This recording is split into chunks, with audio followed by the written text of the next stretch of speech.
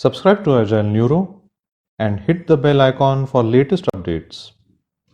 Hello everyone, how have you been? So I'm back. My name is Amarendra Chitale and I'm the cognitive wellness interventionist. So today what are we going to talk about? So today we'll talk about something called as neurological rewiring. That's a fancy word, isn't it? Neurological rewiring. Why are we going to talk about it? Because we're going to talk about habits. Like not good habits, bad habits, because good habits don't hurt us, bad habits hurt us.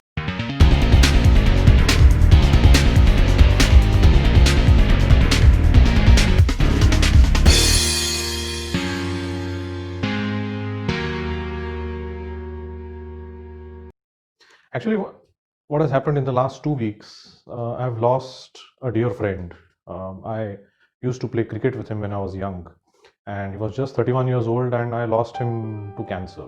Now, I was just going through various statistics online, and I've realized that since 2010, it's basically the end of the decade, okay, and since 2010, the cancer cases have increased by more than 40%, and that's a very big figure. And why does cancer happen anyway? Cancer happens because of various habits, various eating habits, drinking habits, smoking habits.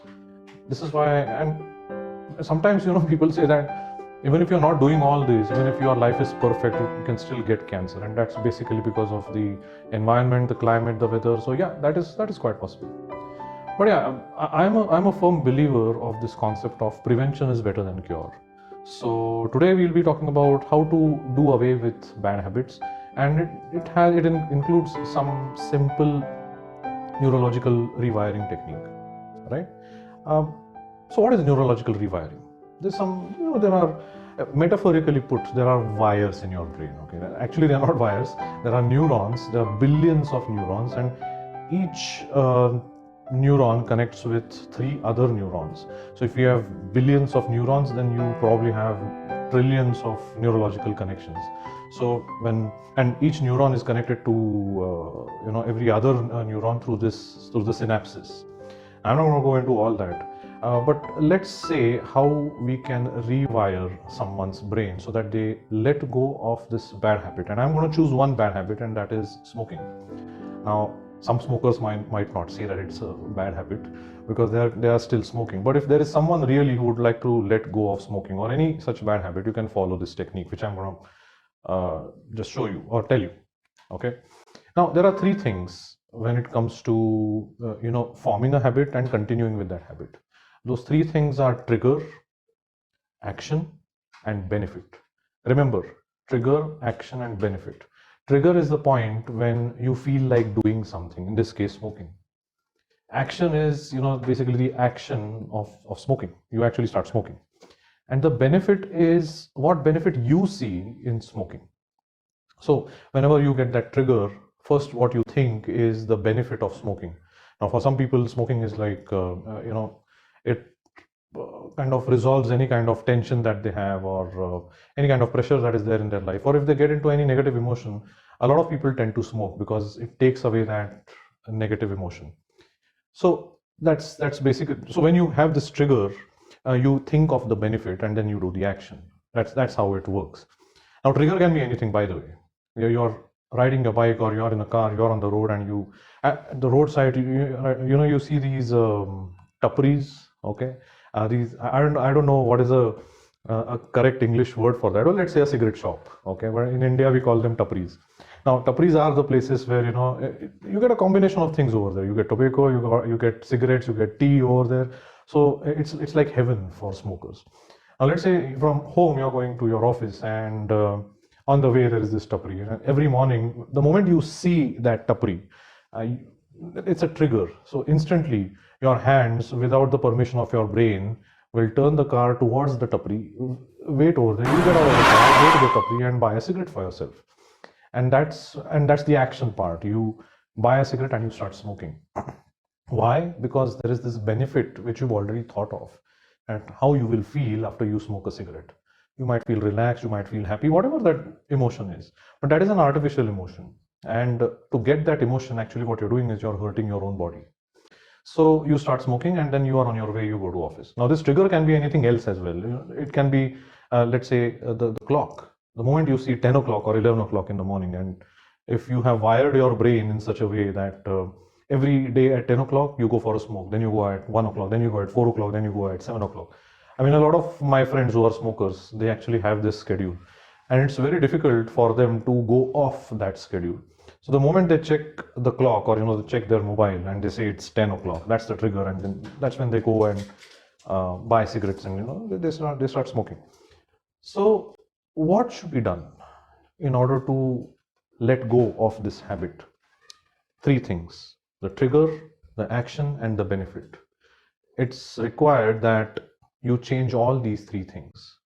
Okay, do something else in place of these three things. If you don't modify these three things, the neurological rewiring will not happen. And I can demonstrate that to you. Like, for example, the trigger. So every day you have this one way of going to office, okay, where let's say you find this cigarette shop, and you feel like having a cigarette. Now change the road that you're taking to go to office.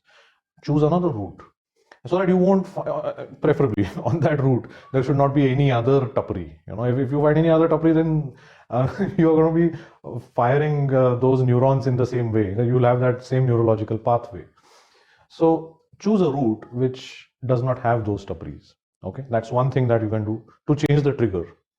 When it comes to clocks, don't wear a watch, or sit in a place where you cannot see any clock, and keep yourself so busy so that you don't have any time to look at the watch. Okay, that's something which you can change as far as triggers are concerned. Second is the action, and third is the benefit. I would talk about the benefit first. What happens is, whenever you have the trigger, you get a picture in front of your eyes, not consciously but unconsciously. You get this picture in front of your eyes, how you would feel when you have that cigarette, and that is a rosy picture. Rosy in the sense, you imagine how you will feel after you have that cigarette. Now change this picture. Change this picture to something which is really very horrible. They are doing that, by the way, on the cigarette packets. Or whenever you go to watch a movie in the movie theater, before the movie and during the interval, they are showing you those horrible videos. That people have cancer, and you don't feel like watching those videos, because these videos are kind of changing your submodalities. And I've always found it difficult to eat anything during intervals because these videos are going on. Now, most of the times, in fact, all the time, even if they put all these pictures on, the cigarette packet, they don't. It doesn't matter really to smokers. The smokers don't look in that direction, or even if they look at the packet, they are not affected by it. Okay, the reason is, and that picture is 2D. It's not a 3D picture. 3D picture is what you make inside your brain, a movie, a video of something that is really horrible. So you have to change the rosy picture, the benefit which you see after having a cigarette, change it to something horrible. Now, what is that? Now, let's say, like, if I were to tell you from my model of the world, I would tell you that maybe imagine yourself, in a hospital, okay, and you are in a horrible shape. There are all these wires going inside you. Your wife, your kid, or your family members are standing next to you, and you are in deep pain. You are barely able to breathe, and all of them are crying. You are in a bad shape, and all this has happened because of smoking. And then there is cash crunch. Who's going to pay the hospital bills? You have to go. Your family members have to go out and borrow money from relatives, or borrow money from the bank, take personal loan. And I mean, create a very horrible picture for yourself. Okay. Now, from when should this, and it's in the form of a video, so we are basically talking about 3D image or 3D videos. When should you think of this picture? You should think of this picture when you see the trigger. Let's say you happen to see the trigger somewhere in the form of a tapri or the clock, or if someone else is smoking. Instantly, you should get this video in front of your eyes. Now, mind you, this is not a very easy thing to do. This will require practice. You'll have to develop a new habit to let go of the old habit. And when you start doing that on a regular basis, you'll realize that it becomes very simple for you. So every time you see the trigger, you get that horrible picture in front of you, and it takes away the compulsion of smoking. So I've just changed two things. Now I've changed the trigger for you. I've changed the benefit for you. Now the benefit is changed into a horrible picture. And something we need to do, that is between the two things that I spoke of, and that's the action. A lot of smokers actually told me that if I stop smoking, then what am I going to do? How am I going to fill the void? The answer to that is substitute that with something else. Now, I'm not suggesting that instead of smoking, you go and drink, okay? Because then that will be inappropriate.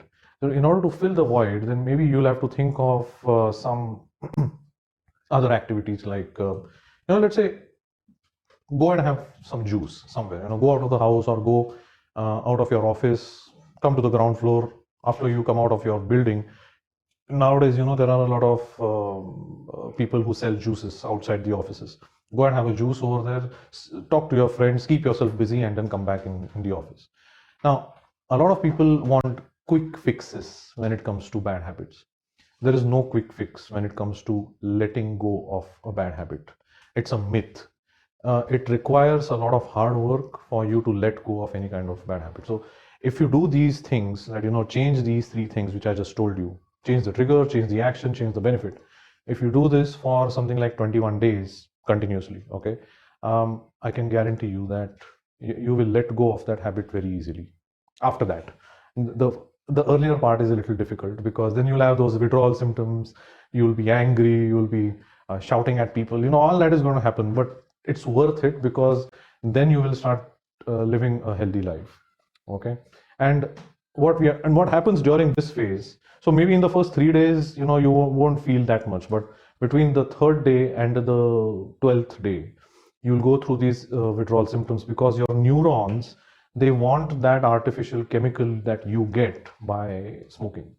You are denying those neurons the chemical, and because of that the neurons are really acting up. They are now angry neurons. They are like angry birds. So you need to deal with those. And after the 12th day, gradually it starts becoming easier. By the 21st day, you are totally done with your bad habit and you will start living a healthy life. So this is how you rewire your brain, so that you can let go of bad habits. Just a simple video for you today. I hope this helps you. If anybody really wants to let go of smoking or any bad habit, use this structure. It will definitely help you. But there's one condition in this, that you should really want to let go of a habit. If you are not going to be disciplined, then nothing is going to work. Okay, so this is what I have for you today.